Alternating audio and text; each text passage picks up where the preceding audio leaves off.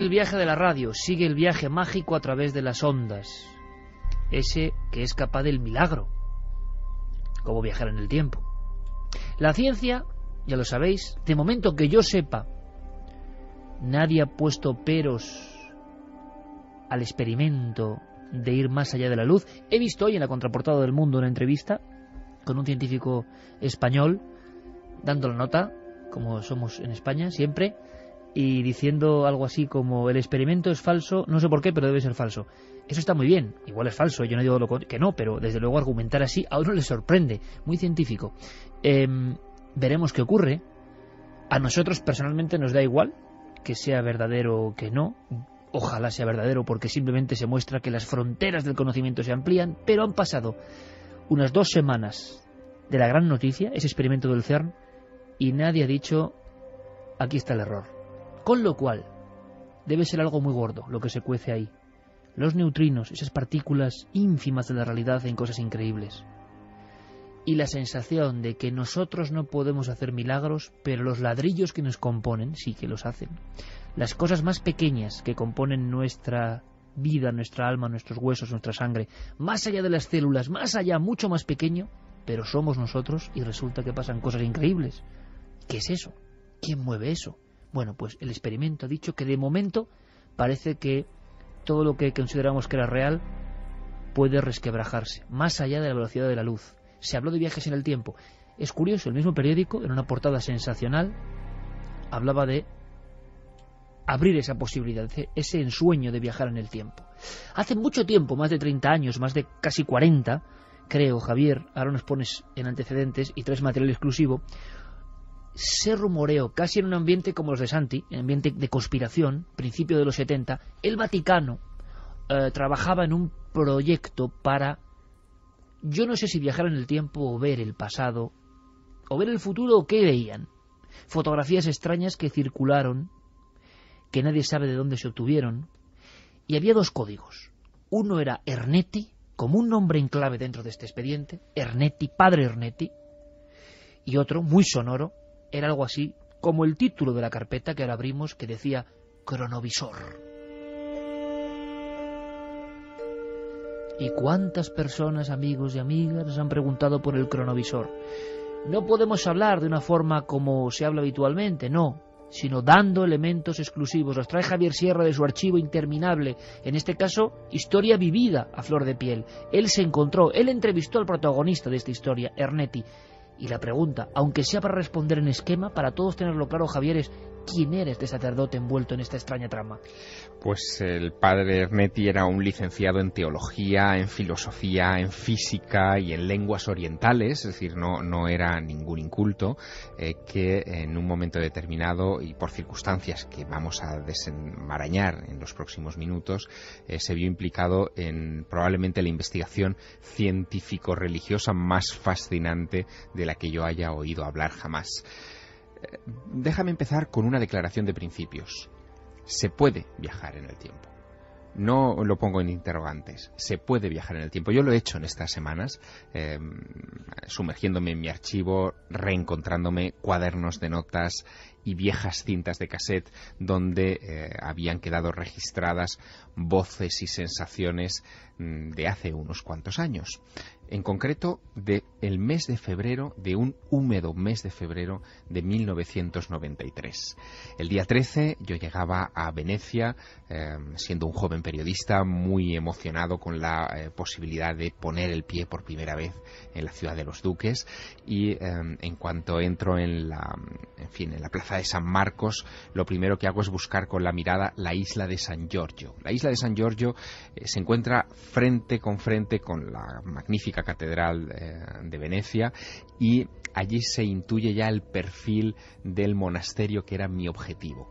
Una gran bóveda, unos edificios tremendos a su alrededor, que es donde durante muchos años, desde que a los 16 decidió entrar a profesar como benedictino, estaba viviendo Pellegrino Ernetti.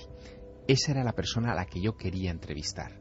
Le había telefoneado unos días antes para decirle que quería hablar con él sobre el diablo y sobre el Catecismo de Satanás, un libro que acababa de publicar en esas fechas en Italia. ¿Fue el anzuelo que le lanzaste periodístico para luego pasar a otros temas? Sí, porque sabía que si yo le mencionaba la palabra cronovisor, no me iba a recibir.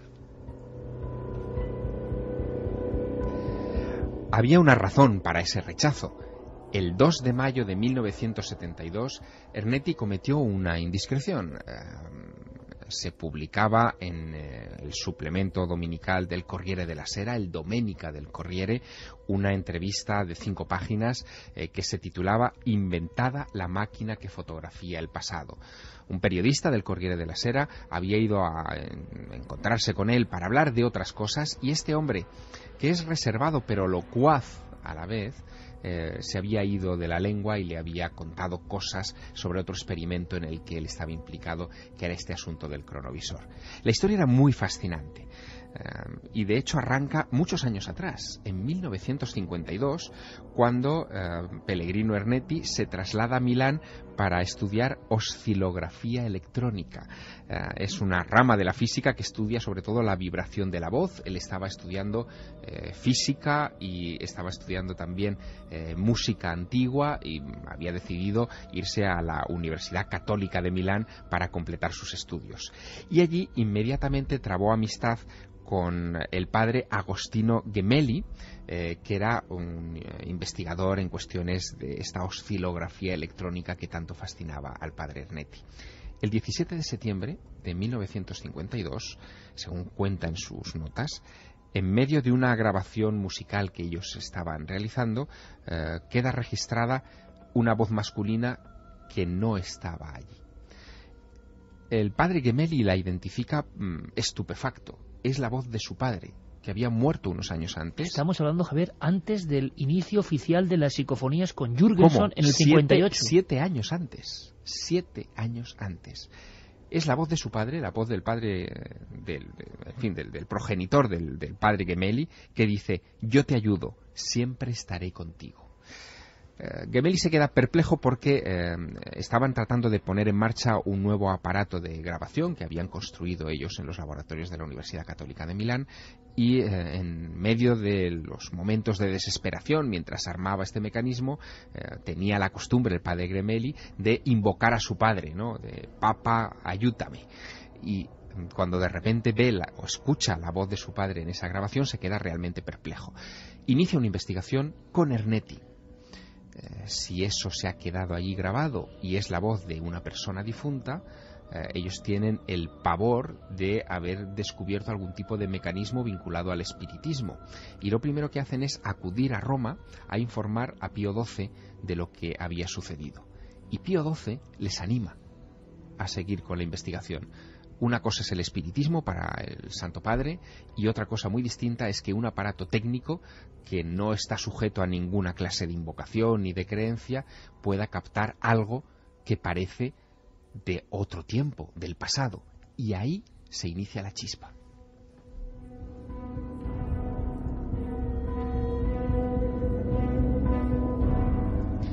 Las declaraciones de Pellegrino Ernetti al Domenica della Corriere dieron la vuelta al mundo.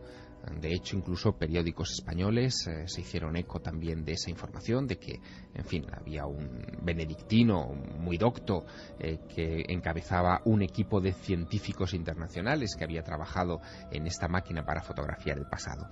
Ernetti no daba demasiados detalles, pero se traslucía que entre los años 53 al 56 más o menos, los experimentos habían sido constantes y habían implicado a un número importante de eminencias en el terreno de la acústica y de la imagen, porque de lo que se trataba no era de solo recuperar sonidos del pasado, sino también imágenes en movimiento.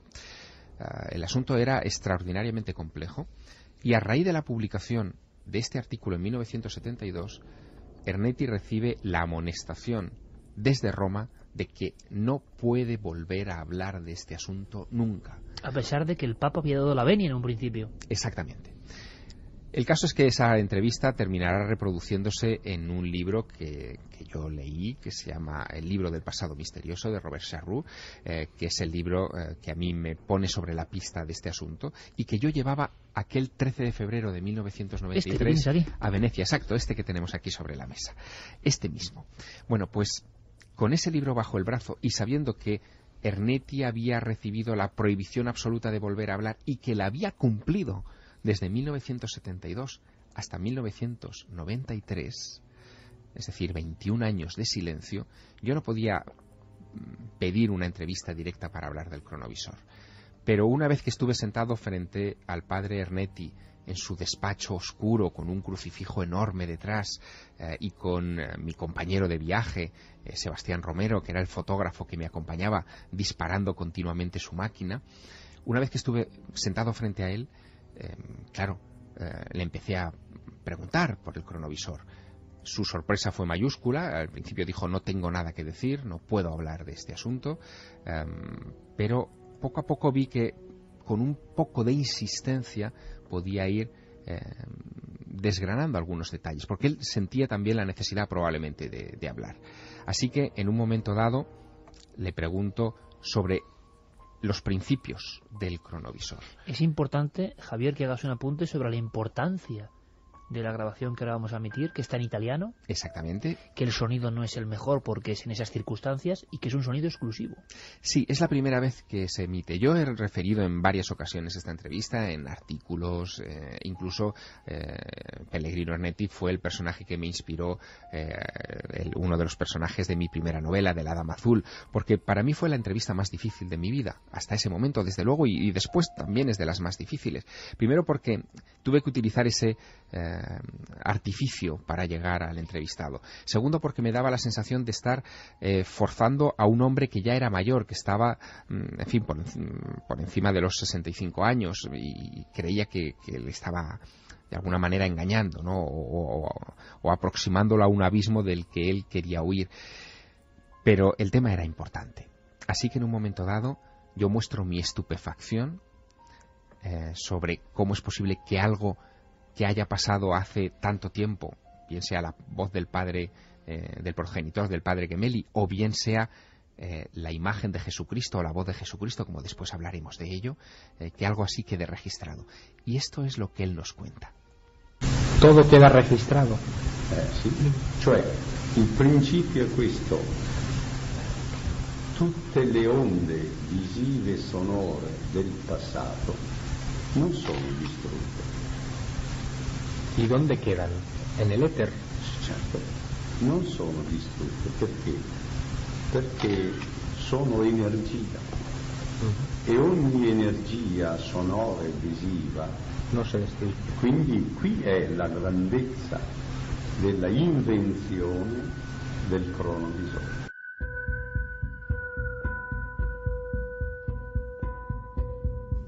Che enorme impacto 3 y 20 e la grandezza della invenzione del cronovisore. Estamos viajando en el tiempo. Hablamos de la máquina que fotografía y escucha el pasado, pero una grabación como esta nos está trasladando al pasado. Nos está trasladando a un hombre que hoy ya no vive, ya no está entre nosotros, porque falleció unos meses después y que vive esta a través entrevista. de las ondas. Exactamente. Esa paradoja es la que él explota de alguna manera.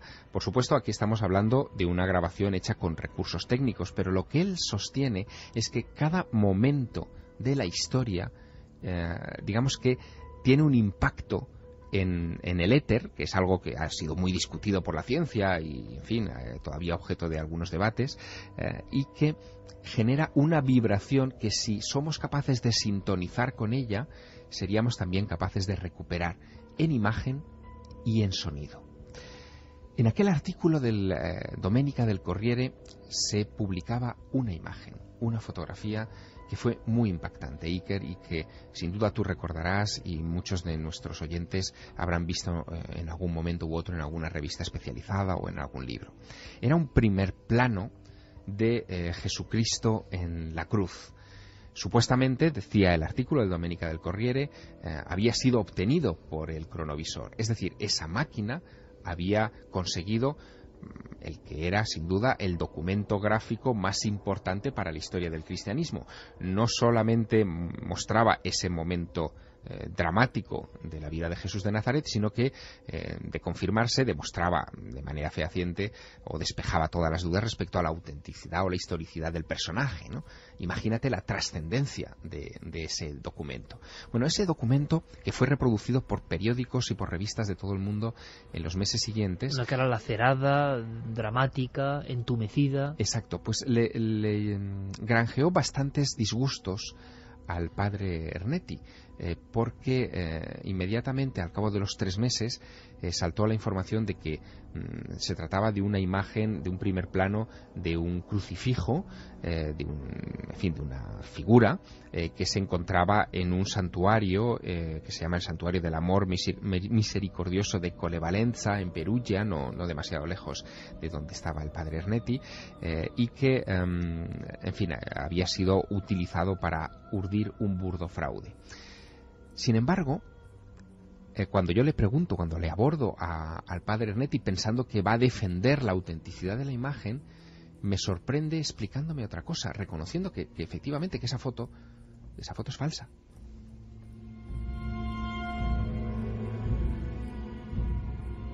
Allora, questa è falsa, non è giusta questa. Questa è una fotografia che portano, ma non è vera.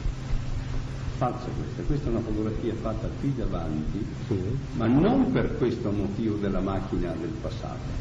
Era una fotografia con gli studi che io avevo fatto con un fisico di Lisbona, De Matos. Qui non c'entra, non è vero questo. Daba una pista, Iker, decía, esta foto es falsa, pero corresponde a un estudio que yo he hecho con un físico de Lisboa llamado De Matos. Luego, ¿era falsa o no era falsa? Bueno, hay una historia detrás. Una historia que he podido reconstruir en la medida de mis posibilidades, hablando también con amigos del padre Ernetti, con gente que estaba alrededor suyo, e incluso con un escritor y otro sacerdote conocido, que es el padre François Brin, autor de varios libros sobre la supervivencia después de la vida, y que, lo conoció muy bien y lo trató desde los años 60. Lo que ocurrió fue lo siguiente. En ese monasterio, ese santuario del amor misericordioso de Colevalenza, vivía una monja, la hermana Esperanza, que era una mística, que tenía una muy buena amistad con el padre Ernetti. Cuando Ernetti comienza sus experimentos y logra las imágenes de Jesús en torno al año 1953, finales del 53, cree que esa mujer, esa hermana Esperanza, le va a guardar el secreto y acude a ella con las imágenes que él ha captado del Gólgota y del momento de la crucifixión. No hay un primer plano. Son imágenes, según lo que me contaba el padre François Brin, son imágenes tomadas en la distancia. Es como un gran angular que obtuviera una secuencia de lo que estaba ocurriendo en ese promontorio a las afueras de Jerusalén. Pero se veía lo suficientemente nítido, incluso casi en 3 dimensiones en esas imágenes, como para ver los rasgos claros de Jesús en la cruz, agonizando en la cruz. Y la hermana Esperanza, que era una estigmatizada, que tenía visiones místicas, dijo, es exacto a lo que yo he visto en mis visiones y exacto a lo que yo he ordenado tallar en este crucifijo que tengo en mi iglesia. Y esa es la fotografía que acaba en el reportaje. Exacto, esa es la fotografía que Pero las verdaderas jamás se han visto. Jamás. Hay un detalle importante a este nivel y en este momento, porque, Carmen, Santi, muchas personas estarán buceando por la red y saben que rodando por la red hay una serie de fotografías que siguen teniendo mucho éxito, esto es importante, lo conecta con la actualidad, y que se habla que son las fotos del cronovisor.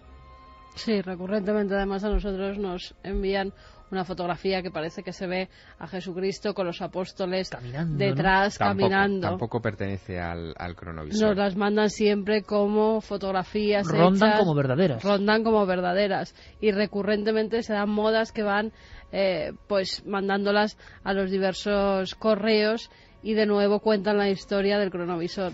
Mira, en un tiempo un poco posterior a esta entrevista que estamos recordando esta noche, en el año 2003, yo tuve una larga conversación con François Brin.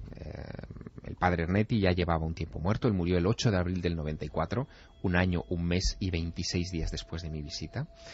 Y Brin se prestó a recordar conmigo, ya te digo, en otra larga conversación, detalles de sus encuentros con el padre Ernetti. Se conocen en el año 64 y meses antes de morir Ernetti, es decir, un poco después de haberse entrevistado conmigo, Ernetti le dice que este asunto de repente se ha reactivado, el del cronovisor, ¿no? Y que le han llamado a Roma a entrevistarse con 2 de los miembros de aquel primitivo equipo de científicos con los que construyeron la máquina. Una máquina, por cierto, que en el momento en el que se publica este asunto del Domenica del Corriere es ordenada desmontar, acaba en algún almacén del Vaticano del que ¿Se sabe cómo era? ¿Se supo cómo era su esquema? Sí, hay varios esquemas publicados sobre este asunto. Parece que era una máquina de 3 cuerpos con una especie de biombo acristalado central donde las imágenes se formaban dentro, como si fuera una imagen en 3 dimensiones, en fin, como si se vaporizase. Una especie de holograma. Una especie de holograma, efectivamente, pero no hay muchos detalles extra al respecto. Solo sabemos que se desmontó y que los planos, le contó Ernetti a François Brin, terminaron en un notario de Suiza y en una caja fuerte en Japón, sin que dieran más detalles a ese respecto. No supimos tampoco nada de la verdadera identidad del profesor de Mato que citaba en esta charla. Yo lo he estado buscando en Portugal y no... ¿Es otro fantasma alrededor de esta historia? Solo sabemos, por las pocas cosas que se han ido filtrando, que debía ser un importante experto en la dispersión del sonido, un físico experto en la dispersión del sonido. Pero nada más, esa era su aportación a este proyecto. Pero parece que en el mismo estuvieron implicados grandes hombres de ciencia, incluso como Fermi. De hecho, Enrico Fermi. De hecho, Ernetti solamente daba nombres de los implicados en la investigación científica cuando estos estaban muertos y ya no había manera, en fin, de contrastarlo. Bueno, te puedes imaginar que la conversación sobre el cronovisor duró menos de lo que yo hubiera querido. Le tuve que hacer algunas preguntas sobre el diablo y me habló evidentemente de sus exorcismos y de su libro, que era lo que menos me interesaba, te puedes imaginar, en ese momento. Y cuando volví a la carga con nuevas preguntas sobre la máquina del tiempo, como él la llamaba, la máquina del pasado, y él se dio cuenta de que ese joven periodista español, en fin, lo que quería demasiado. Claro, no, y lo que quería realmente era sonsacarle sobre algo que ya le había causado muchos problemas, se levantó de su escritorio, me acompañó hasta el pasillo y me señaló rápidamente hacia la puerta. ¿Y ahí se acabó la entrevista? En ese camino hacia la puerta, yo me resistí, de hecho no lo hice, me resistí a apagar la grabadora porque podía jugar mis últimos cartuchos, las últimas preguntas. Sabía que probablemente no tendría otra oportunidad en mi vida de volverme a plantar frente al padre Ernetti, porque el padre Ernetti no querría entrevistarse con un peligroso periodista español, en fin, que le había mentido para hablar de este asunto. Y en ese pasillo, en esos 6 metros que separaban su despacho de la puerta del monasterio de San Giorgio Maggiore en Venecia, como te digo, consumí mis últimos cartuchos y quedaron grabados en mi particular máquina del tiempo. Sí, las investigaciones de la máquina se hicieron aquí en Venecia. No, un po' in tutto il mondo. En todo el mundo. Sì. No sabe cuándo dejará de ser secreto, ¿verdad? No, io spero presto, ma è molto difficile. Es difícil. Perché si rivelano troppi segreti. Entiendo. Questo è il guaio. ¿Cambiaría mucho el mundo? Si toglierebbe la libertà di coscienza. No, pero... Si toglierebbero la libertà dei segreti di Stato. Non sarebbe possibile la vita. Y nuestra historia pasada, la que nosotros conocemos por los libros, Sí. ¿cambiaría mucho? Credo. Sí. Molto, anche le lingue. ¿Y las lenguas? Sì. Tutto cambierebbe. Bene, grazie. Grazie, padre. Buongiorno. Buongiorno, grazie. Prego. Son momentos históricos en nuestro pequeño gran mundo del misterio. En ese cerrojo, en esa puerta, se acabó la historia del cronovisor, Javier. Así es. Y quedé muy conmocionado con aquella historia. De hecho, esto ocurre, como te decía, en febrero de 1993. Sirvió de mecha para escribir mi primera novela. Ha servido de inspiración para seguirle la pista a esta historia en la medida de mis posibilidades. Sigo con muchísimas lagunas y muchas dudas al respecto del cronovisor, pero ese cerrojo, para mí, supuso, un hito, un pequeño hito que no pensé que hubiera quedado registrado en esos archivos que ahora estoy explorando como un crononauta, como un viajero en el pasado, para poderlos traer a Milenio 3. Qué bella historia de conspiración, de misterio, de secretos vaticanos. ¿Os imagináis, amigos, a esos sacerdotes trabajando en el departamento de física aplicada? Es que solo eso ya es tremendo. Y ese periodista joven que intenta apurar los últimos segundos en el lóbrego pasillo para arrancar algo de la historia. Es maravillosa la historia. Y yo siempre he pensado que estas historias, la del cronovisor, las historias que tienen implícita el concepto del viaje en el tiempo, y hay varias, o sea, tenemos la del cronovisor, tenemos el experimento Filadelfia, tenemos la historia que mencionábamos el otro día a raíz de lo de los neutrinos, recordándola, la de John Titor. Tienen algo en común. Tienen unas pocas pruebas que las hacen que te enganchen. Muy atractivas. Efectivamente, y luego todo queda en la fantasmagoría. Y ya puestos a especular, a veces me da por pensar si es que las cosas que tienen que ver con el viaje en el tiempo, la propia línea del tiempo, para evitar las paradojas, para evitar que se modifique, tiene una forma de disolverlas, de hacer que se nos escapen y de que existan y no existan de alguna forma a la vez. Y luego también estaba pensando en que hace un rato hemos mencionado otra cosa que tiene que ver con la Iglesia y servía exactamente para lo mismo, la mesa de Salomón. ¿Quién sabe si alguien en el Vaticano no descubrió el secreto de la mesa de Salomón y le dio una aplicación científica? Preguntas en el éter. Las investigaciones periodísticas sirven para algo. Primero, para que disfrutéis. Segundo, para que comprobéis con los documentos el entusiasmo, que a veces logra objetivos y a veces no, pero ¿y si aparentemente el objetivo no se ha logrado y luego por otras vías sí que te da el premio? Sí que te sumerge en otros mundos. En fin, el padre Arnetti y ese cerrojo en Venecia, en esa isla, para la historia radiofónica del misterio, que duda cabe. Y seguiremos exhumando. Sí, podía ser tu sección el cronovisor directamente como sección, porque son documentos que vienen del otro lado del tiempo. Y espérate lo que viene en las siguientes semanas. Esperaos, amigos, porque lo que viene en las siguientes semanas son bombas positivas, eso siempre. Santi nos va a hablar ahora de unas... Bueno, tiene que ver... De ondas. Exacto, de ondas. Iglesia, tecnología, misterio... Ahora no tiene que ver la Iglesia, por lo que parece, pero son ondas que surcan el espacio desde hace demasiado tiempo, con un mensaje que nadie entiende. Antes, viajemos rápidamente a la red. Nuestro cronista en lo digital, Diego Marañón.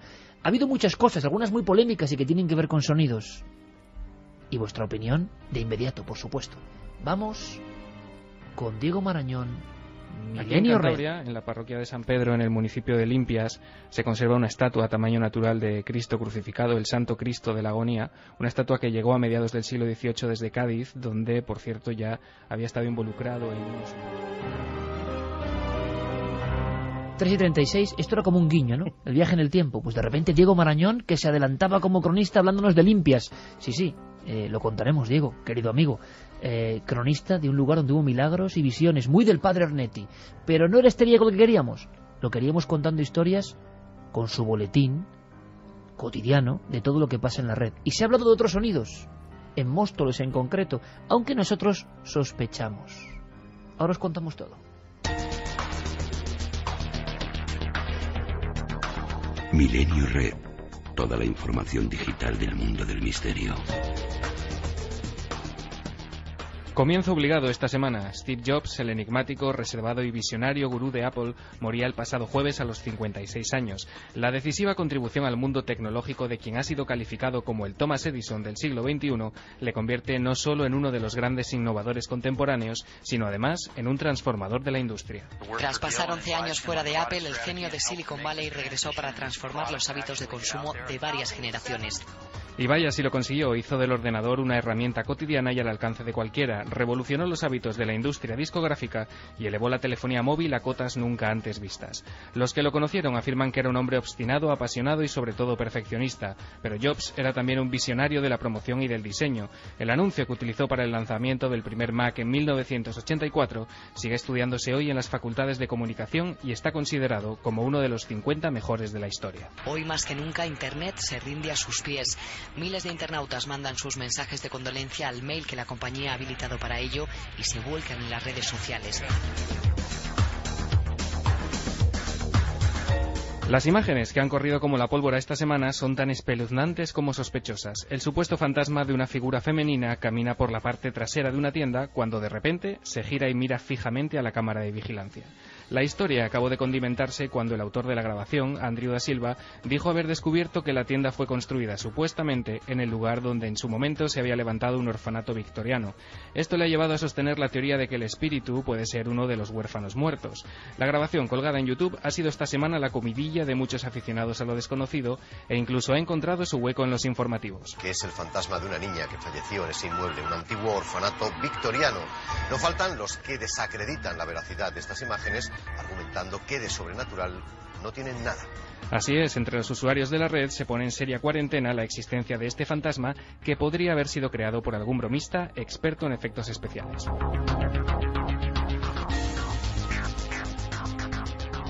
Las bibliotecas del Consejo Superior de Investigaciones Científicas han digitalizado su fondo de manuscritos en hebreo, árabe y aljamiado, la escritura en caracteres árabes de las lenguas romances del al-Ándalus tardío, para facilitar su consulta y estudio. El catálogo de documentos, que abarca obras desde el siglo XIII al XX, se encuentra disponible desde esta semana en Internet. Por eso en el CSIC investigamos también en el campo de las humanidades, de las relaciones sociales, porque es tiempo de comprender que los espacios en conflicto pueden ser espacios de cultura. Los documentos disponibles en el portal son de naturaleza muy diversa: contratos matrimoniales en hebreo, tratados de magia y sortilegios, libros religiosos o bendiciones de nacimiento, entre otros. Y es que parte del legado cultural y científico que nos dejó el mundo árabe se esconde aún hoy en manuscritos pendientes de una investigación profunda. Y terminamos con el alboroto de la semana en Twitter. Un usuario de la red social aseguraba haber escuchado y grabado sonidos extraños en la madrugada del 4 de octubre en Móstoles. Los ruidos, del estilo de los que llevan oyéndose en los últimos meses en distintos puntos del globo, fueron supuestamente grabados con un teléfono móvil y puestos a disposición de los internautas a través de un vídeo en YouTube.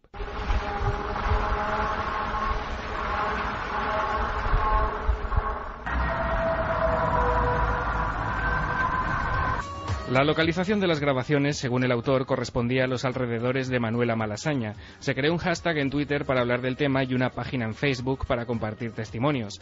La polémica, de corto recorrido en los días posteriores, se encontró con teorías como la que apuntaba a que fueran sonidos de trenes por la noche dentro del Metro Sur o maquinaria descargando raíles para las vías. Sea como fuere, y aunque no dudamos de que algo se escuchó en Móstoles aquella noche, la prudencia de este equipo y las múltiples sombras que tiene la red nos obligan en este caso a no ir más allá. Y aquí lo dejamos. En 7 días, más noticias del mundo virtual. Hasta entonces, y gracias a Guillermo León, tendréis disponibles en ikerjimenez.com toda la información, así como los enlaces para profundizar en los temas que hemos tocado hoy. El misterio continúa en la red.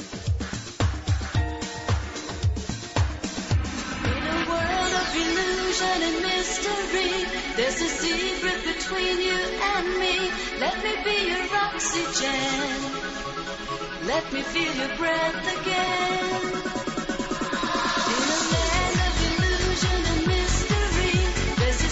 3 y 41 minutos. Realmente la noticia de la semana, o lo que parecía que iba a ser la noticia de la semana, son esos sonidos extraños, que ha habido muchos en el mundo, en Móstoles. Pero nosotros, que sabemos más por viejos que por diablos, en fin, estamos un poco ojo a visor, porque tiene todos los condimentos, burdos en ocasiones, de la típica broma orquestada, que no es la primera ni será la última, porque parece que hay mucha gente que se divierte con estas tonterías. Bueno, pues deben tener mucho tiempo libre. Y además a veces plantadas como para que la gente pique. Es la impresión que nos ha dado y nuestro primer diagnóstico, o al menos lo que hemos podido sondear. ¿Qué opináis, compañeros? Además, también se ha emitido eso mismo en diversos foros que ya nos lo han intentado colar otras veces. A ver si se creen que somos tontos, y lograrlo, por cierto, sí, es verdad. Entonces, pues bueno, es otra más de gente que quiere luego sacarlo en otros programas o hacer una burla de ellos, no sé con qué sentido y para qué. Se ve que les resulta molesto que tratemos temas serios como han sido otros sonidos en el mundo, a lo largo del mundo, como ya tratamos en este programa, y cosas que están pasando y que se siguen dando, claro que sí. Pero además hay una cosa muy curiosa. En España tenemos una larga tradición, año 79 en Irún. Ibas a decir eso, ¿verdad? Exactamente, sí, yo quería retrotraerle y decir, hemos tenido otros proyectos Iván. Pero que además no se entiende, ¿no? O sea, un grupo de ultradogmáticos se pone en una montaña con unos focos y luego dicen que la gente que veía focos y luces eran ovnis, eran ellos. Jaja, qué gracia. ¿Y qué demostráis con eso? O sea, es decir, que la gente ve luces, claro. No, lo que demuestran es su mala fe, su deseo de engañar. Y la verdad es que un sentido de la moral, en fin, más que deplorable desde todo punto de vista. Así que creo que condenar a los presuntos bromistas es importante y hacerles ver que estas cosas nosotros nos las tomamos en serio también. No, y además la historia de por sí es bastante sospechosa.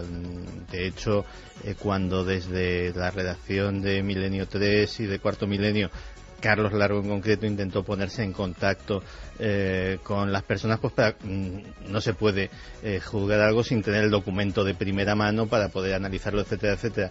Y se encontró con un verdadero muro de opacidad. Es decir, el testigo generalmente, sobre todo cuando no es de algo, de un fenómeno más o menos natural o presuntamente natural, pues no es una persona. Generalmente la gente suele facilitar. Oye, si tienes una grabación la facilitas, si tienes que hablar 10 minutos con un periodista, hablas. La historia era sospechosa y desde luego en este caso sí que no me creo nada. Mira qué buenos guionistas por ahí que están en paro. Ya podrían cambiar para que den nuevas ideas y no gilipolleces, ¿no? No demos más datos porque es la realidad, pero que esto pasa muy habitualmente y solo retrata a las personas que se creen muy graciosas y que intentan hacer bromas, no sabemos con qué objetivos, y mucho riendo la gracia. En fin, el de rellenar minutos, porque si no saben con qué hacerlo. La cosa está cruda, amigos. Nosotros seguimos a lo nuestro y claro, en alguna ocasión pues se podrá caer o no caer, pero desde luego cuando uno percibe que hay una broma orquestada real, no un fallo de buena fe, produce auténtica lástima o risa, quién sabe. Mientras tanto, sonidos extraños en el mundo sigue habiendo, y de esos claro que hablaremos. De bromas absurdas, de gente banal, no.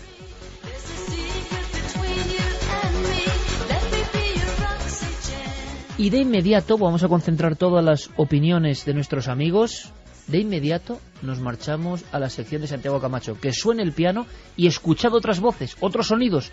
Estos sí parece que absolutamente reales y siguen siendo motivo de polémica y de conspiración.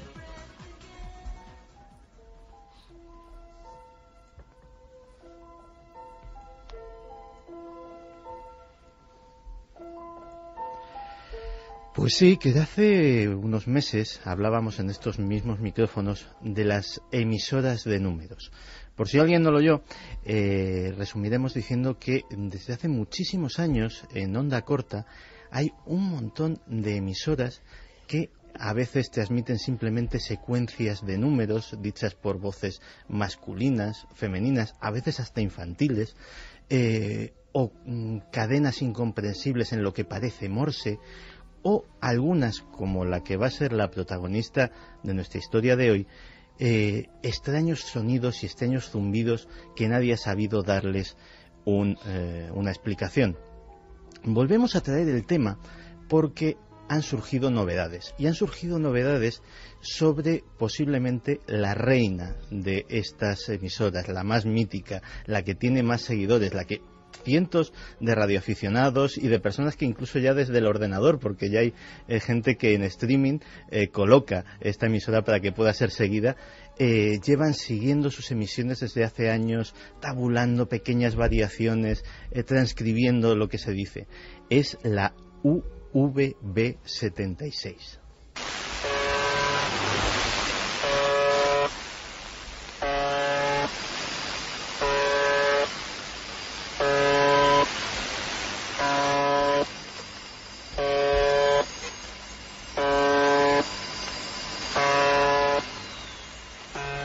Pitido terrible. Pues sí, han pasado casi 30 años desde que por primera vez un ciudadano con su receptor de onda corta recibiera este extraño zumbido en los 4.625 kilohercios, que se repite aproximadamente 30 veces por minuto, todas las horas del día, todos los días del año. Nadie sabe qué significa. Nadie ha dado con ninguna explicación. La señal pudo ser localizada en su momento y procedía de lo que se llama un Gorodok-Voyeni, una pequeña... La transcripción más o menos literal sería un fuerte, lo que sería una base militar, pero una ciudad militar secreta cerca de un pueblo que se llama Povarovo, a 30 minutos en coche de Moscú. Rara vez, pero a veces sucede, se rompía la monotonía también con voces masculinas que daban secuencias de números y palabras, a menudo cadenas de nombres rusos. Javier está con la boca abierta, alucinando en este momento. Sí, sí. Ana, Nikolai, Iván, Tatiana, Roman. Pues bien, a pesar de lo agitadísimo de la historia soviética y rusa de los últimos 30 años, desde Gorbachov hasta Putin, pasando pues por la tremenda crisis económica, la disgregación de la Unión Soviética, nunca, ni un solo segundo, dejó de emitir la emisora.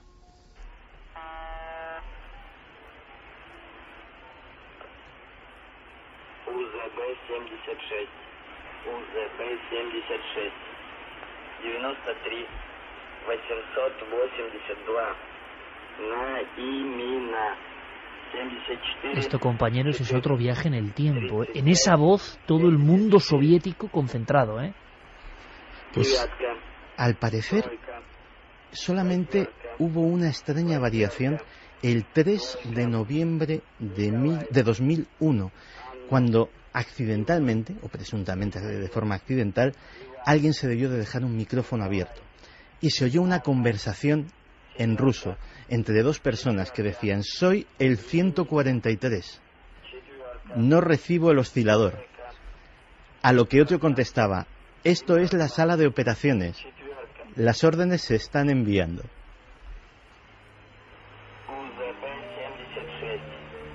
Es tremendo como unas solas palabras que no entendemos, proyectadas en esa especie de lejanía, generan una inquietud tremenda, Santi. Y hay más. Hay más, porque en el último año han pasado muchas cosas con esta emisora. El 5 de junio de 2010, de repente, por primera vez en 30 años, cesó la emisión, bruscamente, durante casi una hora. Después continuó. Y el pasado 25 de agosto comenzó una fase de actividad extrañísima que a estos vigilantes de esta emisora los tiene sumamente alarmados. Por segunda vez hubo un parón también de casi una hora. Después, desde principios de septiembre, los cortes han sido relativamente frecuentes, seguidos de fragmentos de emisión de música, concretamente pequeños fragmentos del Lago de los Cisnes de Tchaikovsky.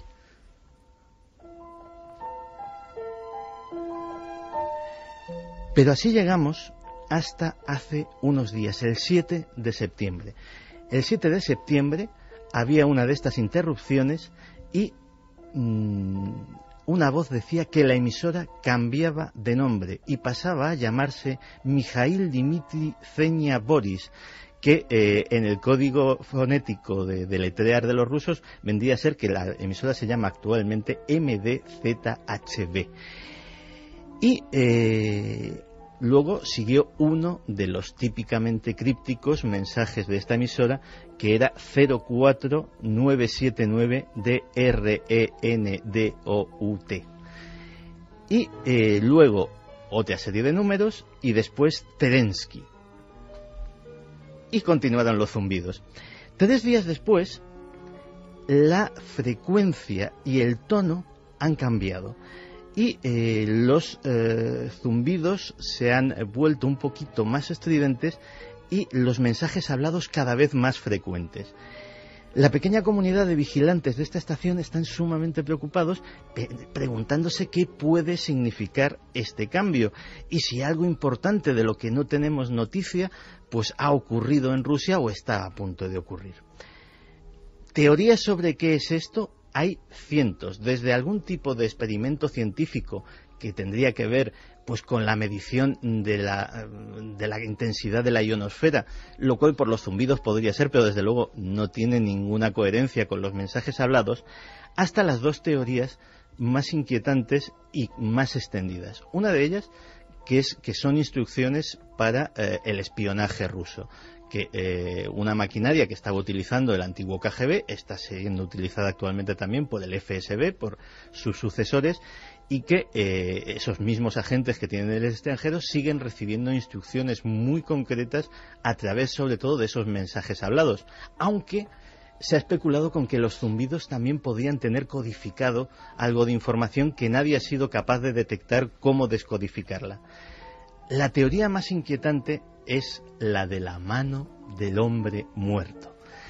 La mano del hombre muerto era una cosa que era mítica en la época de la Guerra Fría, cuya existencia nunca fue confirmada, que era el arma definitiva de la Unión Soviética. Era un sistema que haría dispararse automáticamente hacia sus objetivos todo el arsenal de misiles nucleares soviéticos en caso de que a los centros neurálgicos de Moscú, de Kapustin Yar y de otros lugares desde donde se dirigían esos misiles, pues les ocurriese algo. Si desaparecían, si se cortaba la emisión, eso querría decir que habían sucumbido en un ataque nuclear y entonces la contraofensiva sería automática. Vamos a hacer una cosa, Santi.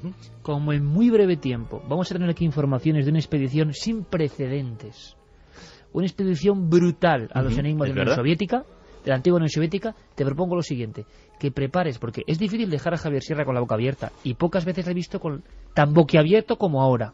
Hay un tema aquí. Santi, te propongo que te metas... Fuiste el primero en España en contar esto, hace ya por lo menos un año, hablamos de las emisoras de números, y ahora las últimas noticias. Te propongo que como viene ya ese dossier con una expedición, os digo que os va a dejar sin palabras, que ha recorrido gran parte del territorio soviético, y todo el material va a estar aquí en Milenio 3 exclusivo. Bueno, pues, Santi, agregamos a esa expedición tu dossier. Todo lo que sepas, lo que consigas y lo que grabes... Lo queremos aquí. ¿Te parece? Bien, lo tendremos. Fantástico, Santi. 3:06. ¿Qué mejor momento para que el proyector, el viejo proyector, eche de nuevo a rodar e ilumine esta penumbra con una historia real que se maquilló o se potenció con una película? Películas que dieron la vuelta al mundo, algunas, y que generaron enormes dosis de angustia. Pero claro, la historia real, como suele ocurrir, era mucho peor.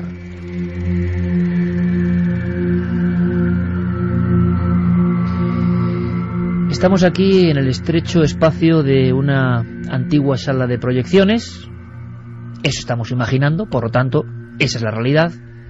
Enormes bobinas de cintas y... Javier Pérez Campos, compañero, buenas noches. Buenas noches, Iker. ¿Qué pone? ¿Qué pone en la bobina? ¿Qué título pone? Pone Open Water. Hemos limpiado un poco el polvo de esta bobina y una historia tremenda, con una premisa... ¿Pueden 2 personas quedarse completamente aisladas en medio de la nada? Hay personas que se van de vacaciones y se pasan los días tumbadas. Esta es la historia que contaremos el resto de nuestras vidas. Daniel, ¿dónde está el barco? Buena pregunta. Estamos perdidos en medio del océano. ¡Oh, Dios mío! Tranquila, tranquila. Esto no nos está ocurriendo. ¡Susan! ¡Susan! Dios mío, hay algo que se está frotando contra mi piel. ¿Estás bien? Todo se arreglará. Cálmate, cálmate. Todo irá bien. Open Water. ¿Visteis esta película? ¿Os impresionó? ¿Qué os impresionó? Vías de contacto, como siempre, abiertas. Todas las que ya sabéis, Facebook, Twitter, gracias por vuestro apoyo en las redes sociales. Sorteamos ese libro y, por favor, visualicemos el cine de la fantasía y la imaginación, que se proyecta en nuestra mente. Si estáis en la cama, si estáis, como siempre digo, en el trabajo, viajando, hombre, la de Peral de Arlanza era buena, pero en coche, imaginad esa especie de cuadrícula de luz, da igual el lugar, esa especie de plasma casi medio etéreo, porque las imágenes de la realidad superan con mucho a lo que contó el celuloide. Seguro que muchos ya están recuperando del cerebro. A mí me ha ocurrido, aquella película en la que el mar era un protagonista más. El inmenso océano azul era un elemento más. Y la angustia, repito. Historia real, Javi. Tu misión siempre es traernos lo que no se contó de estas películas. Una pareja. Sí, Tommy y Eileen Lonergan es un matrimonio que por aquellos años 96, estaban pasando una crisis bastante fuerte, ¿no? Ellos eran maestros, estaban cansados, digamos, ya de esa vocación y necesitaban un descanso, ¿no? Entonces, qué mejor forma que pasar varios años recorriendo el mundo y lanzándose un poco a la aventura, ¿no? Para eran gente de posibles, entonces. Claro, ellos rompían con ese dinamismo, o sea, con esa habitualidad, ¿no? de la vida que llevaban, y bueno, pues deciden, como decía, hacer esa especie de gira por todo el mundo, que finalmente les acaba llevando a esta zona concreta de Australia, llamada Queensland.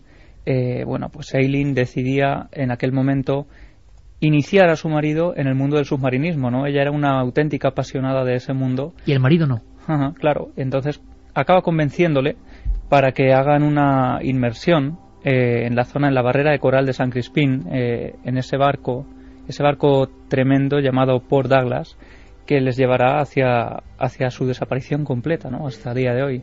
Pero era una ruta, o sea, no eran aventureros 100%, iban con otros turistas, iban como en estos viajes que se hacen de recreo, que te dejan ahí, que a veces, en fin, en mitad del océano. Luego uno lo hace y luego piensa, no sé si es muy seguro esto. En mitad del gran azul, algún experto nos ha dicho, eso nunca, a mí me lo han dicho, eso nunca lo vuelvas a hacer. En mitad del gran azul, no. Luego contaremos por qué. Pero vamos, que era un viaje organizado turístico prácticamente, no de grandes especialistas que se adentran solos. Y parece que ocurre algo. ¿Dónde está el barco? Buena pregunta. Supongo que es uno de esos. ¿Estás bromeando? Más vale que lo sea. ¿Y cuál crees que es? No lo sé.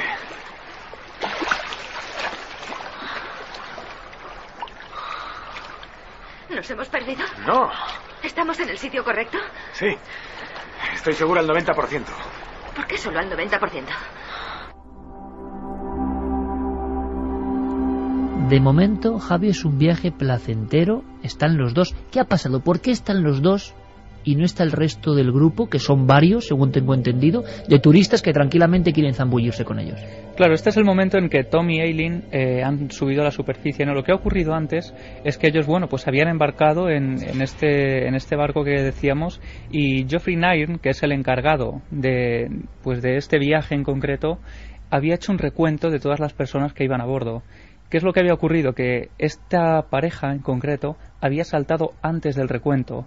Un acto fatal que les llevó, bueno, pues al peor momento de sus vidas, ¿no? O sea, los imaginamos todos sentados ahí en cubierta y como están muy ansiosos se les ocurre, no pasa nada y saltan, pero saltan antes de que como hacen las azafatas con ese chivatillo que clac, clac, clac, clac va contando, hagan el recuento. Por lo tanto, hay oficialmente 2 personas menos. Claro, eran 26 oficialmente, pero él se queda con 24 personas. Esta decisión es una decisión trágica que ellos en un primer momento ni siquiera valoran, no hacen como una cosa de lo más normal y sin embargo les acabará costando la vida. La gran pregunta es, ¿cómo es posible que una buceadora experta cometa este error? Claro, lo que había ocurrido es que ellos no contaban tampoco con que ocurriera algo así, ¿no? Digamos que el haberlo hecho durante varias veces y haber sobrevivido, digamos, le llevó a creer que esta era una de esas veces. Y salen, emergen, ¿y qué ha pasado con el barco? Pues lo que ocurre es que cuando, ellos se entretienen debajo del mar y cuando salen descubren que se han retrasado, efectivamente, y que no hay absolutamente nadie. Se encuentran en la completa y la más absoluta soledad. ¿Es por la mañana todavía? Sí, es por la mañana. Ellos ven ese barco que se aleja completamente, pero fuera de su alcance, ¿no? Ya no pueden hacer nada para que ese barco pare y los consiga salvar. ¡Es increíble! ¡Esto es jodidamente del todo increíble! Y lo mejor de todo es que hemos pagado por hacer esto. Hemos pagado por estar aquí. Hemos pagado a esos cabrones incompetentes para que nos dejen en medio del jodido océano. Queríamos una vista del océano y aquí la tenemos. No hay fantasmas, no hay espíritus, no hay ovnis, no hay vampiros. Solo el mar. El inmenso mar inquebrantable, tranquilo, en la mañana. Y 2 personas en esa inmensidad tremenda. ¿Cabe mayor terror? Lejos de todo y de todos. Es el momento, Javi. Vamos a hacer recuento de qué llevan encima, qué tienen para ese primer día, y hagamos crónica de qué pasa en esas primeras horas. Imagino que ellos piensan que alguien va a transcurrir por esa zona más o menos turística. Claro, ellos en ese momento, la intranquilidad empieza a aumentar conforme van pasando las horas, ¿no? Porque ellos piensan que esa zona efectivamente es una zona turística. Ellos llevan sus bombonas de oxígeno, todo el material habitual para una inmersión de 2 o 3 horas, ¿no? Pero, sus chalecos también salvavidas. Absolutamente nada de comida, nada de bebida, porque no contaban que esto fuera a ocurrir, ¿no? Entonces, hay que imaginar cómo van pasando las horas tan angustiosas para esta pareja. No tienen nada de comer, no tienen agua potable. Hay que imaginar también que esto es por la mañana, ¿no? Pero se estima que probablemente estuvieron vivos más de 2 días. Más de 2 días. Va cayendo la noche, imagino, y la angustia va creciendo, y se intuye o se sabe, y luego sabremos por qué se sabe, que incluso la tensión entre ellos estalla. Claro, ¿cómo es la relación, aunque sea tu mujer? 2 personas hay al filo del abismo. Claro, aparte que por los diarios que posteriormente se encontraron de esta pareja, se sabía o se pensó que ya había cierta fricción entre esta pareja, ¿no? Entonces es un momento, podemos imaginar, en el que ambos se echan la culpa el uno al otro de lo que ha ocurrido. Ella, como culpable principal de ese accidente, ¿no? Porque él principalmente no quería bucear. Entonces, imaginemos también el frío, ¿no? En pleno enero, en mitad del océano, ese frío tremendo, las olas, el oleaje constante, el mareo, la falta de alimento que va aumentando ese mareo, ¿no? ¿Llegan a dormir, Javi? Sí, porque claro, aquí no se sabe a ciencia cierta nada de lo que ocurrió, a excepción de algunas pautas que tenemos aquí, ¿no? Pero probablemente se cree que la primera noche durmieron creyendo que iban a encontrarlos al día siguiente, que el barco se iba a dar cuenta de que faltaban 2 personas y irían en su búsqueda. Y por supuesto, nada más lejos de la realidad. No pasó ningún barco, pasó la primera noche. Imaginen, por favor, imaginad, amigos, a ese matrimonio que encima se tira los trastos a la cabeza. Tú has sido el culpable, tú me has llevado este viaje, ya, pero tú y dijiste que viniésemos a Australia. En fin, solos en mitad de la nada y en pleno día de momento. Claro, cuando llega la noche ya no me lo quiero ni imaginar. La historia de una especie de pizarra de piel.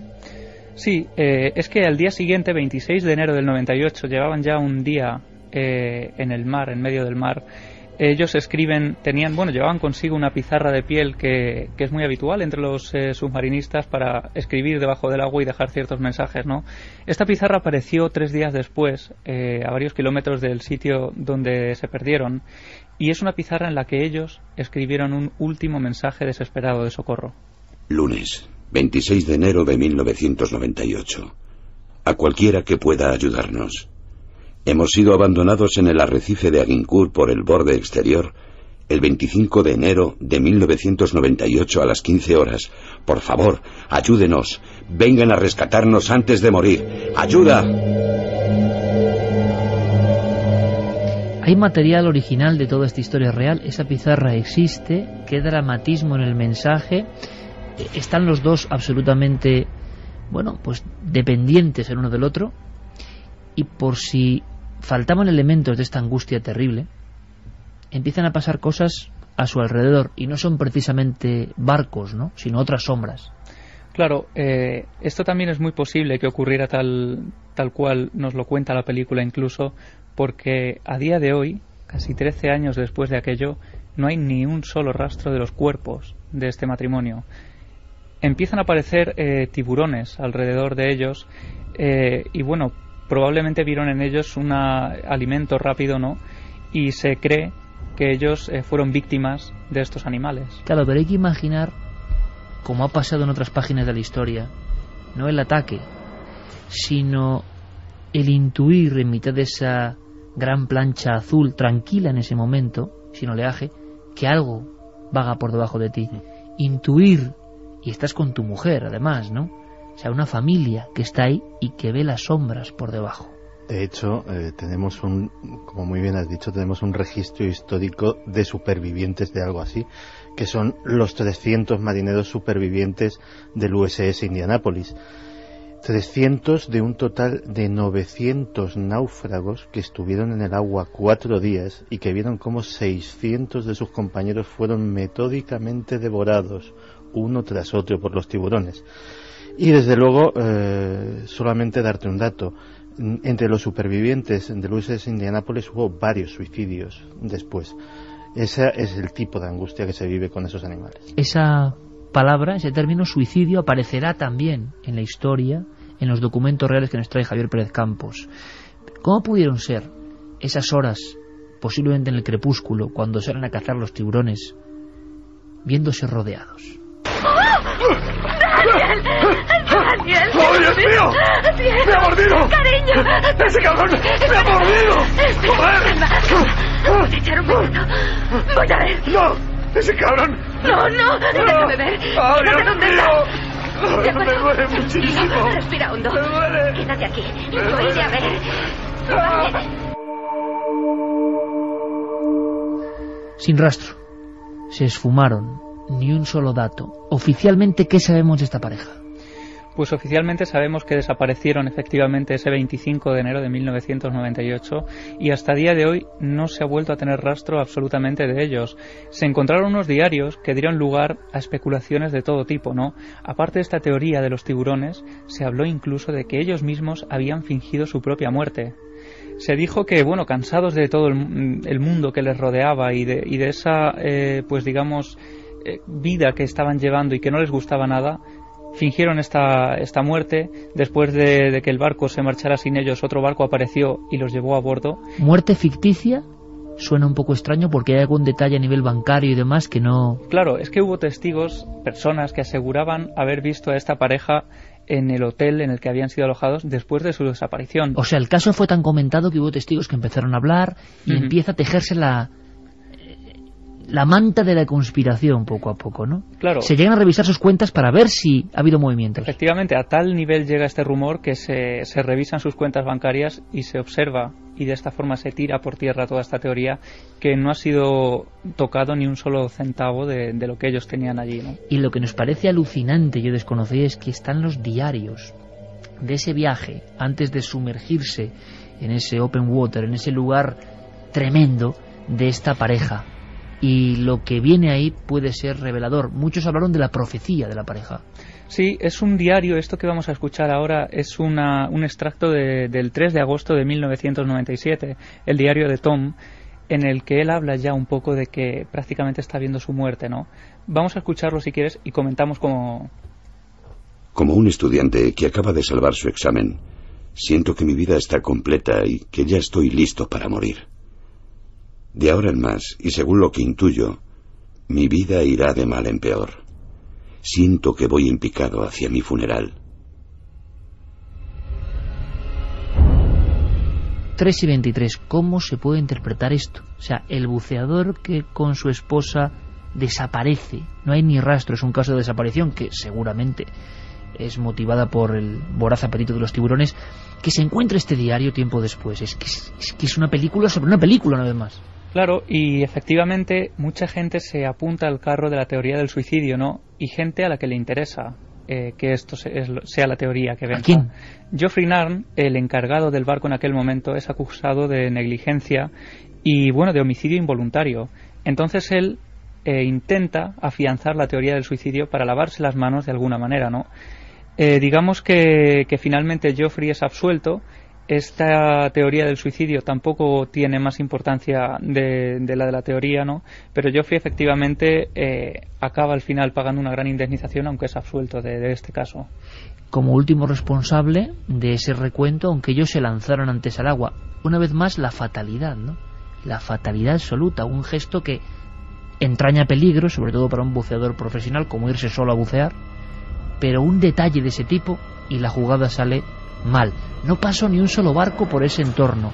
Nadie supo de su desaparición. Se encontraron absolutamente solos, perdidos, abandonados. Hay que imaginar la impotencia según pasaban las horas. Y hay más. Ha habido más casos y esta realidad ha motivado ciertas investigaciones que nos dejan con un poquito de inquietud, Javi. Claro, en 2002, a raíz de este caso que la prensa denunció de forma casi constante durante varios meses, se lleva a cabo una investigación en esa zona sobre pues esta serie de empresas que llevan a cabo inmersiones a turistas, ¿no?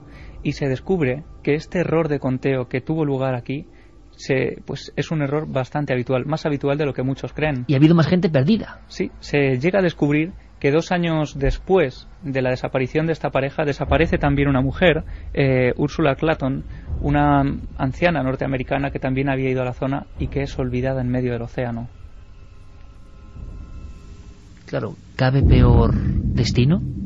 Solos en mitad del océano. La película creo que fundó casi un nuevo género. Luego ha habido como precuelas contando otro tipo de historias, de más personas, con una escalerilla que no baja y hace que toda una tripulación esté vagando alrededor del barco. Pero la original, la tremenda, año 2003, ¿verdad, Javi? Sí, la película es del año 2003, contando esta historia de 1998.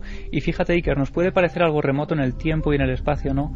Pero el 24 de agosto de este año 2011, concretamente casi aquí al lado, ¿no? En la isla de Formentera, un joven buceador, Alejandro Villar, de 23 años, desaparece también. Había ido a bucear, había dejado su lancha y hasta hoy solo ha aparecido su lancha, ¿no? Aunque ir solo a bucear, dicen como espeleología, ¿no? Es la ley básica. ¿Por qué las personas se saltan esa ley básica? Es increíble. En esta semana, que por lo menos en Madrid, con uno de los acontecimientos más atroces, dramáticos y fatales que yo he escuchado en mi larga vida de periodista, el suceso de la iglesia en Pinar de Chamartín y todo lo que ha acontecido, uno piensa en ¿por qué la fatalidad, ¿no? ¿Cómo es posible que el azar lance los dados y todo salga exactamente cuadriculado para que a uno le toque una maldición tan terrible, tan injusta? Quiero acordarme, porque quién sabe, ¿no? Quizá haya familiares de esta chica, de estas personas que han sido tiroteadas dentro de una iglesia en un lugar sagrado por un loco, un ser que yo no me atrevo a calificar ni de humano si hace eso. Yo lo siento, que me critiquen lo que quieran, una auténtica alimaña. Yo no sé si está loco, Bueno, estaba loco. Me da igual, pero Peor te quiero decir todavía. que me da lo mismo. O sea, con individuos así en la sociedad y justificando en algunos casos poco hacemos. Qué desgracia, qué rápido nos olvidamos de las víctimas de este tipo de cosas por la fatalidad. Nuestro recuerdo, si alguno le llega a nuestro eco de Milenio 3, porque no concibo mayor dolor en una familia que lo que ha pasado por desgracia. Un día cualquiera y se olvidará. La fatalidad, la mala suerte, lo tremendo a veces nos golpea. ¿Cómo le pasó a esta pareja? Fíjate, Iker, que hace unos meses estábamos hablando en estos micrófonos de la crisis económica y de las causas que la habían traído. Pues precisamente es el no tener en cuenta la fatalidad. En Wall Street empezaron a contratar a gente con prestigiosísimos títulos en matemáticas financieras, en física teórica, del MIT, de Cambridge, etcétera, etcétera, para que les hicieran modelos en los cuales cualquier eventualidad, cualquier riesgo estaba calibrado. Lo que no estaba calibrado era la indeterminación, era la fatalidad, era que a veces suceden terremotos de 9 en la escala de Richter enfrente de una central nuclear que está preparada para terremotos de 8. Era que todas las semanas a alguien que tiene una posibilidad entre 1 millón de que no le pase, le toca la lotería. Es que lotería negra. Y la lotería de verdad. Ya, también. Es que en el mundo real la fatalidad ocurre y eso no lo puede tener previsto nadie. Es muy triste, pero también es una lección para los que a veces hablan de la vida como una especie de guión preestablecido donde todo el mundo sabe lo que va a hacer dentro de 5 años y a uno le sorprende en esta vida tan llena de altibajos, ¿no? Y tan tremenda en ocasiones. Nuestro recuerdo para esta gente. La angustia de quedarte en medio del mar yo creo que es de las peores angustias que se pueden vivir. Los que hemos buceado en mares, además con muchos animales, en plan turístico, porque no era nada más, y la sensación de alejarte un poco del grupo, simplemente ya era como estar perdido. Yo recuerdo de muy joven en Denia el ir atada a un cabo, cogida a un cabo en un velero, que íbamos pues eso, de un día de mar, que íbamos pasando con mi familia, y que ese cabo acabara la cuerda y quedarme tirada en medio del mar fue la sensación peor que he tenido en mi vida. Y mira que enseguida volvieron el barco, me recogieron, que había gente pendiente de mí en todo momento. Aunque no pasara nada por debajo, parecía que te estaban tocando 1000 cosas los pies, que se acercaban sombras por todas partes y no había absolutamente nada a mi alrededor. El mar ejerce hipnotismo, pero también, claro, perderte en el desierto, bueno, no está mal, pero estás pisando firme, puedes tocar algo. Me estoy imaginando esa pareja. Vaya historia. Una de las más dramáticas, que duda cabe, del celuloide y de la verdad. La misión de nuestro proyector, con las viejas bobinas Made in Arcelu, muy antiguas, muy añejas, es recuperar estas historias, esta verdad. Por ejemplo, los diarios. ¿Lo sabíais? Yo no. Javi, hasta la próxima proyección. Hasta pronto, Iker. Milenio 3. Detrás del misterio. En busca de una respuesta. Cadena SER. Vamos con mensajes y esas vías de contacto. Milenio 3 con número @cadenaser.com, la nave del misterio, tanto en Twitter como en Facebook, y nuestra web www.cadenaser.com, donde nos están dejando muchos mensajes. Uno de ellos nos decía: mi padre vio de pequeño el hundimiento del Titanic y le ha dejado una fobia a viajar en barco incurable. La sola idea de quedar a merced de la deriva en la noche le aterra sobremanera. Hombre, es que ya en la deriva de noche ya, o sea, ¿qué más puedes pedir, no? Mor dice: tengo el curso de submarinismo y muchas inmersiones a las espaldas y la peli es bastante fantástica, entre comillas, en ese sentido. Raquel: el miedo y la angustia, irte cansando poco a poco y saber que no puedes hacer nada, que vas a morir, se me ponen los pelos de punta. Yo quiero recordar a un amigo que estuvo en Cuarto Milenio, que era un explorador y un recuperador de arqueología submarina, y que nos decía, todo ilusionado, que iba a una gruta que debe andar por la zona de Mazarrón o de Cartagena, y a la semana prácticamente de estar en Cuarto Milenio, poco después nos enteramos que ha sido encontrado su cuerpo dentro de la cueva, sumergido y muerto, claro. Un hombre experimentadísimo, y uno se imagina cómo tuvieron que ser esos últimos segundos. Esa sensación de estar perdido en un laberinto de piedra. Un hombre del que salía una luz como de una alcantarilla de noche, entre Langa y Magazos, con un abrigo largo, y se asustó muchísimo. Con un abrigo largo.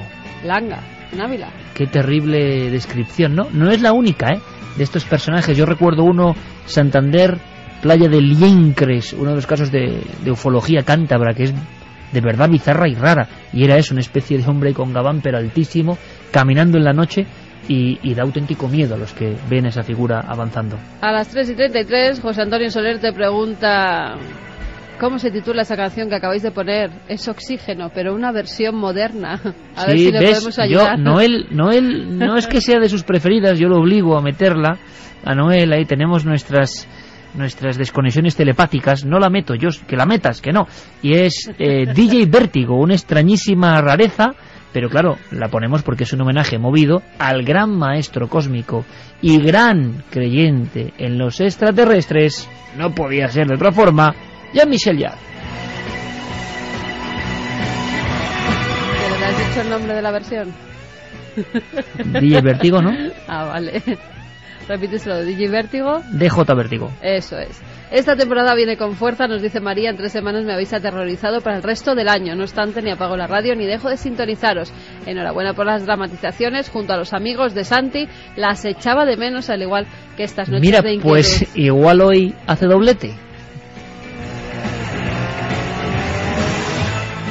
Alberto de Bilbao dice: buenas noches, milenarios, qué buena dramatización, sois geniales, un abrazo. Ricardo, que es un vigilante, y una noche le pasó algo muy extraño. Estoy trabajando en Arauzo de Miel, en Burgos, y vi sobre las 3 o 4 de la mañana como una especie de humo muy claramente definido. Iván de Valencia. Forma humana, imagino. En Valencia hay una calle llamada Calle de la Sangre. ¿Tendrá algo que ver con sucesos de vampirismo?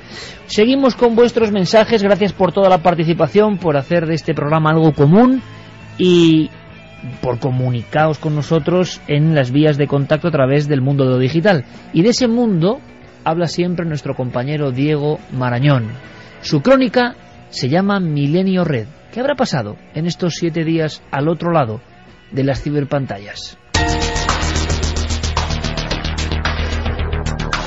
Milenio Red. Toda la información digital del mundo del misterio.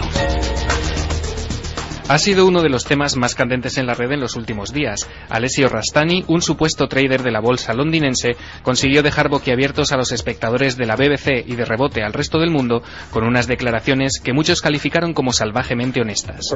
Personalmente llevo 3 años soñando con este momento. Tengo que confesar que me voy a la cama cada noche soñando con otra recesión, soñando con otro momento como este. En el vídeo, que recibió millones de visitas en unas pocas horas, Rastani describe una especie de colapso económico mundial inminente. Según él, en el fin de los tiempos de la economía tal y como la conocemos, todo está justificado. Mientras la BBC se defiende argumentando que según sus investigaciones se trata de un broker real, en otros sitios de la red se afirma que Rastani es simplemente un vampiro de la atención, un tipo que jamás ha pisado la bolsa. Se dice que nunca ha operado profesionalmente, que no tiene credenciales y que en definitiva solo conoce los parqués en calidad de aficionado. El otro elemento de nuestros días es Internet, porque por lo menos aquí en el Reino Unido toda esta polémica se ha producido casi exclusivamente en las redes sociales, sin apenas reflejo en la prensa tradicional o el debate político. La polémica continúa a estas horas y por aparecer han aparecido hasta teorías conspiranoicas. ¿Y si Rastani hubiese sido obligado a dar marcha atrás? Al fin y al cabo, según él, es Goldman Sachs quien domina el mundo. La colección Otros Mundos es probablemente la aventura editorial sobre temas heterodoxos más longeva, seria y recordada que ha aparecido jamás en el mercado de habla hispana. A finales de los años 60, Plaza y Janés concibió esta colección y otras como Horizonte o Realismo Fantástico con el fin de ofrecer a los aficionados al misterio un amplio corpus de obras encuadradas dentro de este movimiento. Un éxito sin precedentes que el prestigio de Plaza y Janés ha asegurado para España con su colección Otros Mundos. Casi 60 títulos aparecidos. Pídalos en su librería. Poco tiempo después, otras series como El Arca de Papel, La Biblioteca Básica de Espacio y Tiempo, Fontana Fantástica, Otros Horizontes o Rotativa tomarían el relevo, dejándonos un legado editorial de incalculable valor.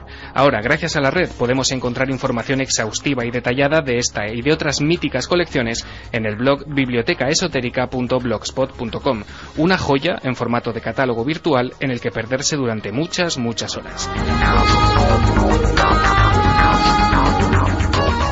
El Centro Tecnológico Barcelona Media, miembro de la red Tecnio, ha creado la aplicación Barcelona en Gótico, que ofrece un recorrido en 3D para descubrir a tiempo real algunos de los referentes góticos y neogóticos más destacados de la ciudad. La aplicación ofrece un paseo por algunos edificios emblemáticos de la zona, encuadrándose en un proyecto creado en el marco del subprograma Avanza Contenidos del Ministerio de Industria, Turismo y Comercio, en colaboración con el Museo de Historia de Barcelona. Por el momento, la primera versión de la aplicación está concebida inicialmente para iPad 2 y ya está descargable en el Apple Store. El Museo de Israel acaba de lanzar su proyecto digital de los manuscritos del Mar Muerto, que permite que los usuarios consulten y exploren estos antiguos manuscritos bíblicos con un nivel de detalle que hasta el momento no había sido posible alcanzar. Y en este proyecto Google, por primera vez, el mundo podrá ver en su ordenador la copia de ese manuscrito en su versión virtual. Estos documentos, que incluyen los manuscritos bíblicos existentes más antiguos, ofrecen un interesante panorama de la sociedad judía en la tierra de Israel durante el periodo del Segundo Templo, la época del nacimiento del cristianismo.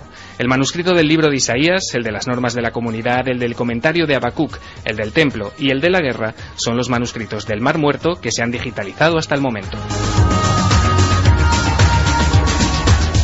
Como siempre, y gracias a Guillermo León, podéis acceder a todos los enlaces e informaciones que hemos mencionado en Milenio Red desde ikerjiménez.com, porque el misterio continúa en la red.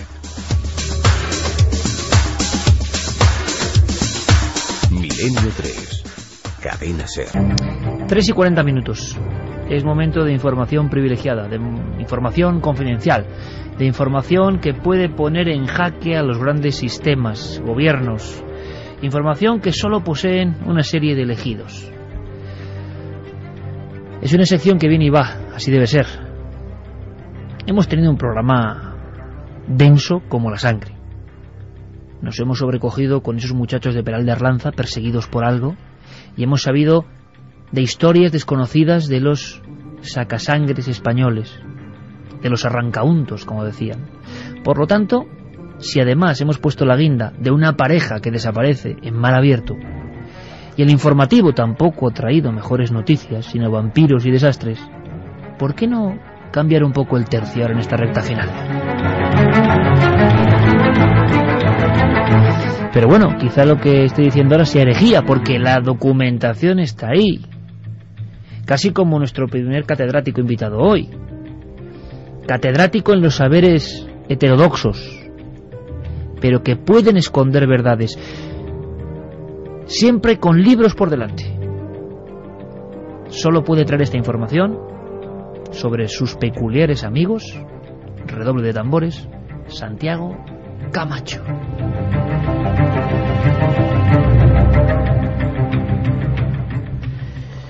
Pues el amigo que voy a traer esta semana es un poco especial.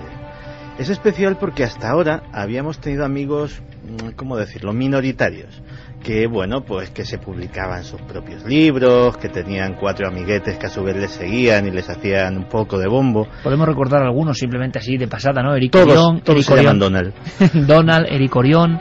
Y tantos y tantos. Y aquel que decía aquello de, ¡ey, son solo 19,95! Exacto. Ese era muy grande. Este es el más grande de todos, entre otras cosas porque ha conseguido que millones de personas le sigan. ¿Me quieres decir que es un amigo que ha prosperado? Es un amigo que ha prosperado. Ha salido del lumpen intelectual y realmente su mensaje ha tenido eco. Ha tenido mucho eco y ciertas personas lo consideran incluso peligroso. Y es que estamos hablando de Louis Eugene Walcott, que en una época de su vida se llamó Luis X y que actualmente se llama Reverendo Luis Farrakhan. Ni más ni menos que el líder de la Nación del Islam, no de toda la Nación del Islam. La Nación del Islam es un grupo, a ver, ¿cómo explicarlo? El racismo y la xenofobia es una cosa francamente mala, pero casi siempre se habla del racismo y de la xenofobia de los blancos hacia las otras razas. La Nación del Islam es una organización racista negra hacia los blancos y los judíos, concretamente. Y Luis Farrakhan... Existe, esto no es existe, entelequia. Perdona, existe, y hace no muchos años Luis Farrakhan convocó la marcha del 1.000.000 de hombres y llevó 1.000.000 de tíos a Washington a escuchar sus discursos. ¿Luis X o Luis Farrakhan? Actualmente Luis Farrakhan. Luis Farrakhan, que tampoco... ¿Tiene algún porqué ese apellido? Farrakhan. Que es como musulmán, que es lo que les gusta a estos. Junto a 1.000.000 de personas. Sí. Luis Farrakhan, que tampoco es un angelito, que muchos historiadores le suponen como el instigador de la muerte de Malcolm X. Es decir, es la persona que dijo a sus seguidores, este hombre merece morir, y efectivamente el pobre Malcolm X que tampoco era un santo a su manera, estaba dando un discurso en Harlem y llegaron unos individuos con sendas escopetas y le dejaron hecho un auténtico colador. O sea que cuidado con lo que digamos del reverendo Farrakhan. El reverendo Farrakhan en su país, para que te hagas una idea, es considerado el líder negro más influyente. En la revista Time quedó justo por detrás de Jesse Jackson. En aquella época en que se hizo esta encuesta todavía no estaba Obama en el candelero, y por delante de Nelson Mandela en cuanto a su popularidad entre la comunidad negra. Y entonces parece que estamos hablando de un tío como muy serio, ¿no? Y que es una persona a tener en cuenta. ¿Por qué lo traemos aquí? Vamos al tomate. Porque Louis Farrakhan se define, entre otras cosas, como profeta vengador, la voz de la venganza de generaciones del pueblo negro cuya sangre clama por la justicia, y no solo justicia, sino también venganza. ¿Cuál es su teoría para llegar a estas cosas? Vamos a ver. Este hombre, que lo último que ha dicho es que Rihanna es una guarra y sus seguidores son unos cerdos. O sea, estas son... Cualquiera lo puede ver ahora mismo en internet, estas son sus últimas declaraciones oficiales. Y que dice este tipo de cosas, pues tiene... otras de sus perlas son que el judaísmo es una religión sucia y que Hitler era un hombre grande a su manera. Es decir, estamos hablando realmente de un tipo políticamente correcto como pocos de los que hemos traído aquí. Pero, ¿por qué ese odio al hombre blanco? Podríamos pensar que está justificado, pues evidentemente, por el colonialismo, por la esclavitud, por un montón de cosas. Pero no. Verás, resulta que en su particular teología, los negros son la raza primigenia y superior de la humanidad. Justo más o menos lo que dicen los del Ku Klux Klan, pero al revés. Pero es que los blancos nos han descubierto es que en realidad ni siquiera somos propiamente humanos. Es más, ni propiamente ni de ninguna forma. Fuimos creados por ingeniería genética por un científico malvado. Negro, claro. No, judío. ¿Quién iba a hacer una maldad como creada a los blancos sino un judío? O sea, todo va encajando perfectamente. Pero lo dice en serio, siempre estamos hablando de que... Estamos hablando de un tío que lo dice en serio y que millones de personas en Estados Unidos le siguen. O sea, que es lo grave del asunto. Este malvado se llamaba Jacob, y Jacob es el Jacob de la bíblico. Esto además lo hizo donde se hace todo, en la isla de Patmos, donde se escribió el Apocalipsis. Pues qué mejor marco para crear esta abominación que es el hombre blanco que en la isla de Patmos. Y entonces nosotros, que somos meros robots biológicos que estamos esclavizando a la raza negra, pues tenemos, según sus numerólogos, porque tiene numerólogos de los que se rodea, un reinado sobre la Tierra de 6.000 años que está a punto de acabarse. ¿Y quién se lo ha dicho? Porque ¿quién se lo va a decir? Los extraterrestres. Que esto es verdad. Louis Farrakhan ha sido elegido por Rael, que este es otro que tal. Hay conjunción ahí.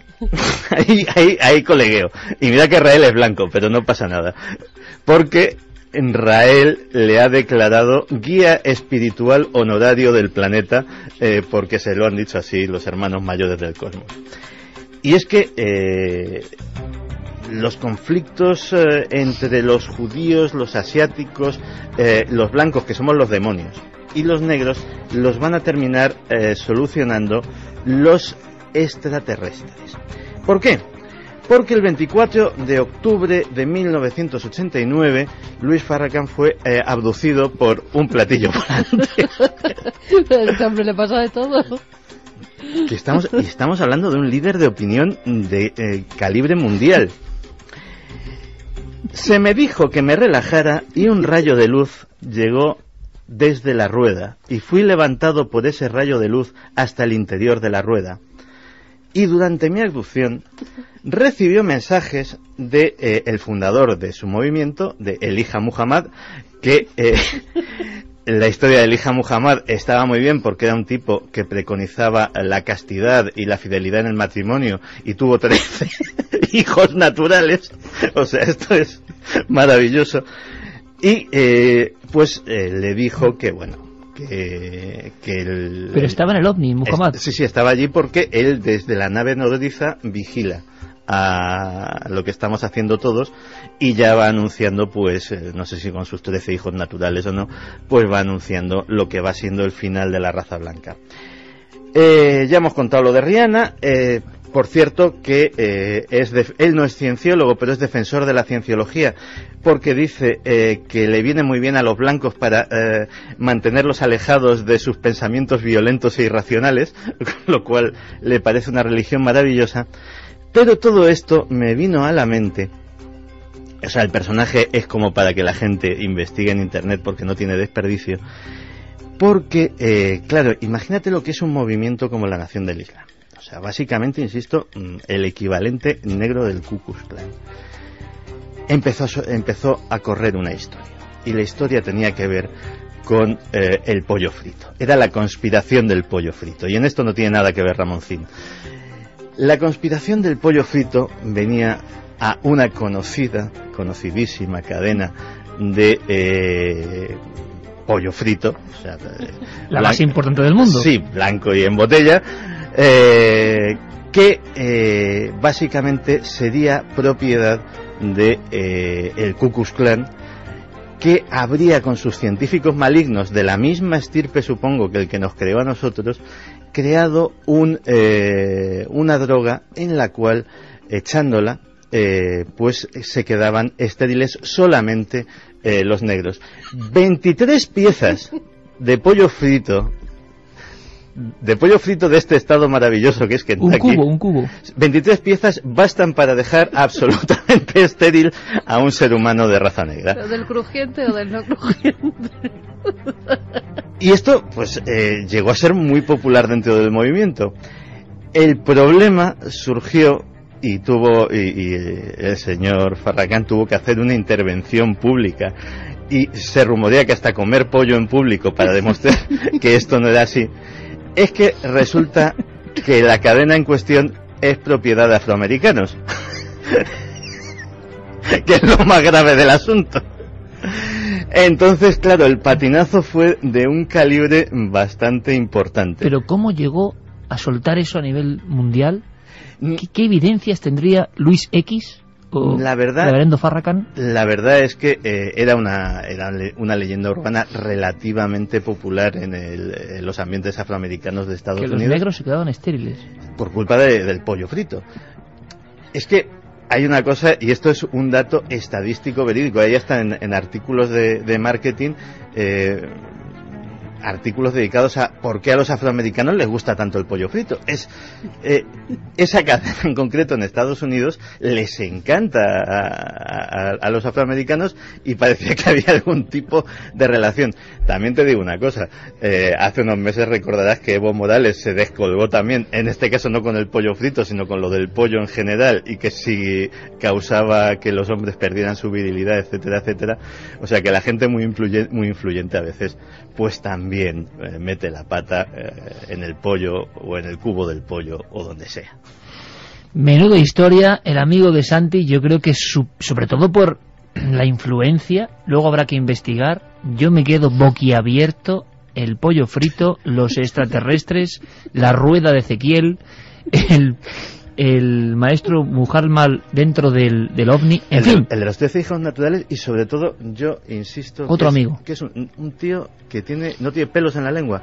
Rihanna es una guarra, lo dijo con pero es que me estoy recreando porque como puedo permitirme el lujo de citar textualmente, esto no lo digo yo, lo dice él.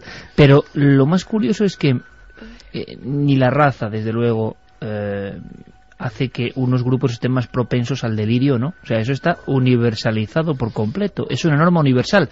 Los amigos son de todas las procedencias, de todas las razas, porque hay quien puede decir eso de, bueno, casi todos son norteamericanos. Bueno, es verdad que en Estados Unidos, claro, sus obras llegan como más. Pero, no te lances, Santi. Es que un día te tengo que... Es que hay uno que no tiene libro, pero es que se merece entrar. Ya te enseñaré las fotos. Dime solo el nombre. Constant. ¿Cómo? Peter Pan. En realidad se llama Peter Pan. Bueno, pues eso para una próxima semana, el regreso de esta sección, los amigos de Santiago Camacho. Yo me quedo con, ¿por qué esa sonoridad, no? Luis X, que también está muy bien, Luis X, o Reverendo Farrakhan, y la conspiración de los cubos de pollo frito. 3:54, de verdad que estábamos aquí aguantándonos, porque es que esto ocurre, y en este caso puede ser el amigo más influyente, ojo, cómo está el patio. Por fortuna...